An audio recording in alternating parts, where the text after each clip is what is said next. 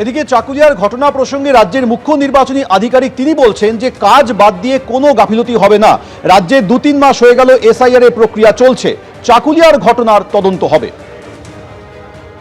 সব কাজ চলছে, চলছে এগ্রিডেশন দিক থেকে যাচ্ছে, কাজ দিকে চলছে, কাজ মধ্যে কোনো গাফিলতি হবে না। কাজ মধ্যে আমরা আজকে টেক আপ করেছি at the highest level of state government. আমরা চিফ সেক্রেটারির সঙ্গে টেক আপ করেছি, ডাইরেক্টর জেনারেল পুলিশ সঙ্গে টেক আপ করেছি।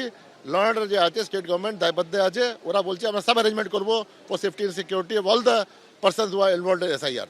ওটা তো একটা স্পোরেডিক ইনসিডেন্ট আছে না, রোজকে তো হলো না। 2-3 মাস এসআইআর হয়ে গেছে, কাজ চলছে, একটা বিডিও অফিস হয়েছে যখন আছে, আমরা দেখবো তদন্ত চলছে। ইমিডিয়েট তো কেস রেজিস্টার হয়েছে, অ্যারেস্ট হয়েছে, সব হয়েছে, কাজ চলছে, আমরা দেখবো। প্রথমত এই ধরনের ঘটনা কোনো দল সমর্থন করে না, কিন্তু মানুষকে যেভাবে হ্যারাস করা হচ্ছে এটা ক্ষোভের বহিঃপ্রকাশ। আজকে 80 বছর 82 বছরের লোকেদের নোটিশ দিয়ে ডেকে পাঠাচ্ছে। এই মানুষগুলোকে 10 বছর আগে লাইনে দাঁড় করিয়েছিল নোটবন্দির নাম করে। কালো টাকাটা ধ্বংস হয়নি। আপনি যখন ইচ্ছা যাকে ইচ্ছা লাইনে দাঁড় করিয়ে দেবেন, নোটিশ পাঠিয়ে ডাকবেন। অমর্ত্য সেনকে নোটিশ পাঠিয়ে ডাকছে, মানুষের ক্ষোভ হবে না? ফারাক্কায় মনিরুল ইসলামের নেতৃত্বে বিডিও অফিস ভাঙচুর, আজকে চাকুলিয়ায় বিডিও অফিসের ভাঙচুর। এর আগেও যে বিভিন্ন বিডিও অফিস সহ হিয়ারিং সেন্টারে ভাঙচুরের ঘটনা, এটা প্রমাণ করছে এটা রাজনৈতিকভাবে তৃণমূল কংগ্রেসের পক্ষ থেকে সংগঠিত করা হচ্ছে। তার কারণ সুপ্রিম কোর্টে গিয়ে এসআইআর বন্ধ করতে পারেননি, নির্বাচন কমিশনে বারংবার চিঠি লেখার পরেও এসআইআর বন্ধ হয়নি। এসআইআর এর কাজ যত সম্পন্ন হচ্ছে, মুখ্যমন্ত্রী তার আর্তনাদ এই ধরনের ভাঙচুরের ঘটনার মধ্যে দিয়ে সামনে আসছে। একের পর এক উস্কানিমূলক বক্তব্য রেখেছেন রাজ্যের মাননীয় মুখ্যমন্ত্রী, মন্ত্রী এবং জনপ্রতিনিধিরা।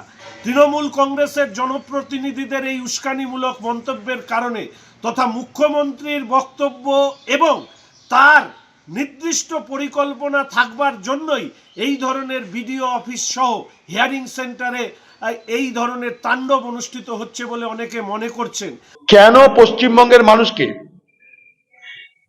জন্ম সার্টিফিকেট দেওয়া হচ্ছে না? নির্বাচন কমিশন কিন্তু বার্থ সার্টিফিকেট দেবে না, বার্থ সার্টিফিকেট দেবে রাজ্য। নির্বাচন কমিশন ডোমিসাইল সার্টিফিকেট দেবে না, দেবে রাজ্য। আজকে নির্বাচন কমিশনের বিরুদ্ধে রাহুল গান্ধী এবং কংগ্রেসের এক বরাবর যে প্রতিবাদ, সেই প্রতিবাদে সবাই সচেতন হয়েছে।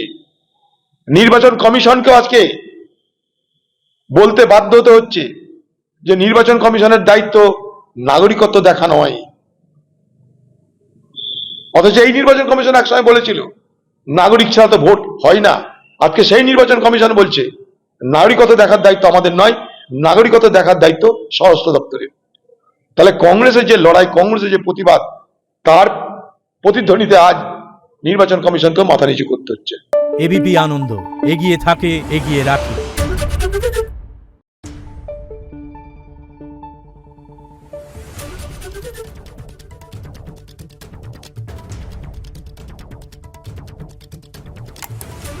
Thank you.